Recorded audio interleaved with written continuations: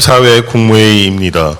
대통령께서 개선안과 함께 모두 말씀을 하시겠습니다. 네, 제34회 국무회의를 시작하겠습니다.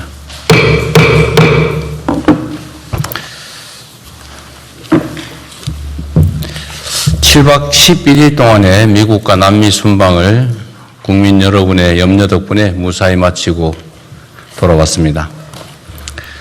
이번 순방은 초격차 산업 강국의 기반을 더욱 단단하게 다지고 글로벌 책임 강국이라는 위상을 한 차원 높이는 순방이었습니다.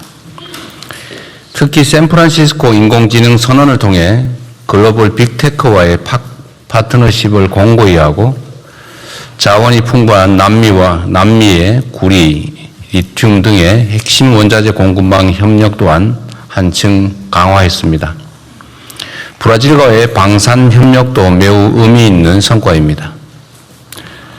지금 세계 각국은 국가의 명운을 걸고 국익 총력전에 나서고 있습니다.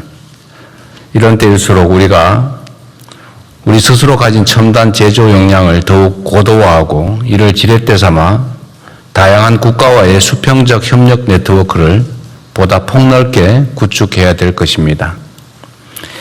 이번 순방이 대한민국의 더 나은 미래를 개척하는 또 다른 밑거름이 되고 무엇보다 국민 삶의 실질적 개선으로 이어질 수 있도록 관계부처 장관님들께서는 빠르고 차질 없는 후속 조치를 취해 주시길 바랍니다.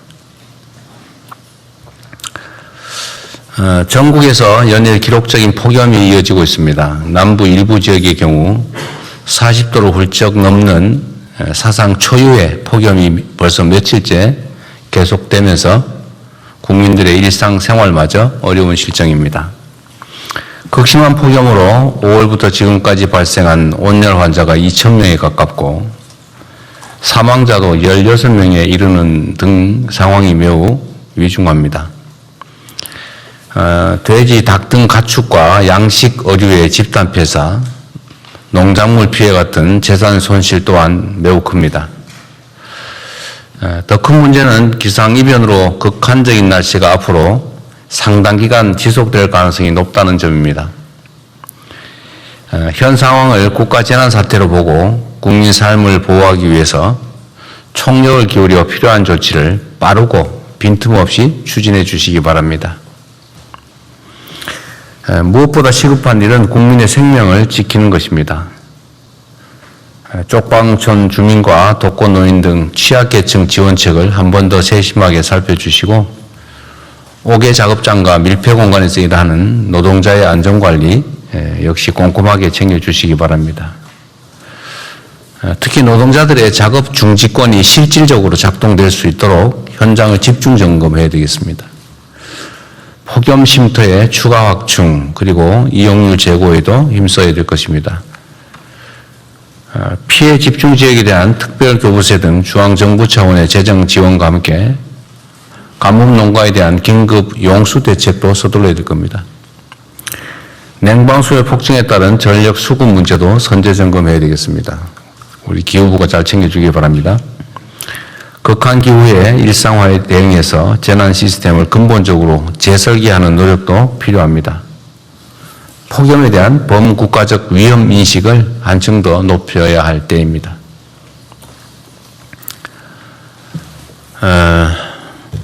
수사 기소 분리를 규정한 개정 형사소송법이 국회에서 의결됐습니다. 이를 두고 많은 논란과 의견들이 있습니다.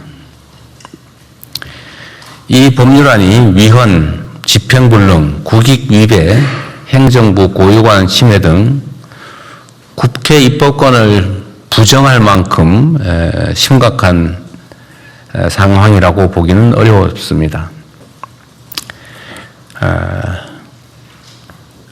거부권 행사라고 하는 게 의견이 다르다고 할 수 있는 것은 아니고 상권 분리 원칙에 따라서 상대의 권한 행사 자체가 상권 분립에 위배이 된다, 헌정 질서에 위반된다라고 해야 상대의 권능을 부정할 수 있다는 게 어제 헌법학계 의견이기 때문에 지금 상태로는 입국권을 부정할 정도에 이른다고 보기가 참 어렵습니다.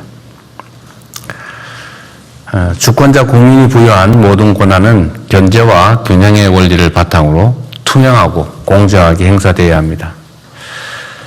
이는 국민 주권과 민주주의 또 법치주의를 떠받치는 근간이자 국민의 인권과 보편적 권리를 보다 충실하게 지키기 위한 핵심 전제입니다. 그러나 지난 수십 년 동안 검찰은 수사부터 기소, 영장 청구 등 형사사법체계 전반에 걸쳐서 매우 과대하고 집중된 권한을 행사해 왔습니다. 이 같은 비정상적 형사사법 시스템 하에서 검찰 내의 일부 집단은 기소를 위해서 수사할 수 있다라는 이 권한을 무소불위로 악용하며 있는 사건을 덮거나 누군가를 정해놓고 처벌하기 위해 별건 수사, 먼지털이 표적 수사를 관행처럼 되풀이해 왔습니다. 그 과정에서 무고한 국민들이 감내하기 어려운 피해를 입었고 심지어 스스로 삶을 저버리는 일도 자주 발생했습니다. 또한 묵묵히 자신의 직무를 충실히 수행한 대다수 검사들까지 정치검찰이라는 오명을 뒤집어 써야 했습니다.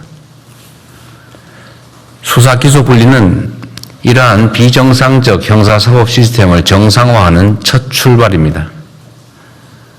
국민의 삶을 더욱 안정적으로 지키기 위해 모든 권력기관은 예외 없이 국민의 통제 아래 두겠다라는 사필 규정의 필연적 조치입니다. 국회의 형사소송법 개정으로 형사사법체계의 선진적 정상화의 단초가 마련되었지만 또 한편으로 보면 경찰의 수사권 독점과 비대화에 대한 우려가 커지고 있습니다. 이러한 문제를 보완하기 위해서 관련 법령의 정비 또는 제도 정비 등의 후속 조치가 반드시 필요합니다. 특히 새로운 수사 시스템의 정착 과정에서 국민이 억울한 피해를 입지 않도록 수사 공정성, 그 다음에 수사 역량 제고에 작은 빈틈도 없어야 되겠습니다. 이름과 역할은 변해도 국민과 법치를 수호하는 검찰의 책무는 조금도 가벼워지지 않습니다. 검찰은 대표적인 공익의 대표자인 만큼 인권 수호자로서의 책임을 보다 충실히 수행해 국민 모두의 검찰로 거듭나기 바랍니다. 민중의 지팡이인 경찰 역시 뼈를 깎는 자세로 내부 비리 근절과 피해자의 실질적 보호, 민주적 통제 강화에 총력 매진함으로써 믿음직한 국민의 경찰로 거듭나기 바랍니다. 개혁은 가죽을 벗긴다라는 의미입니다. 한 번의 제도 변경으로 쉽게 종결되는 그런 개혁은 세상 어디에도 없습니다. 국민의 눈높이에서 원래 취지대로 변경된 시스템이 제대로 작동하는지 세심하게 점검하고 부족하거나 잘못된 부분이 있다면 신속하고 과감하게 그리고 철저히 보완하도록 하겠습니다. 이상입니다.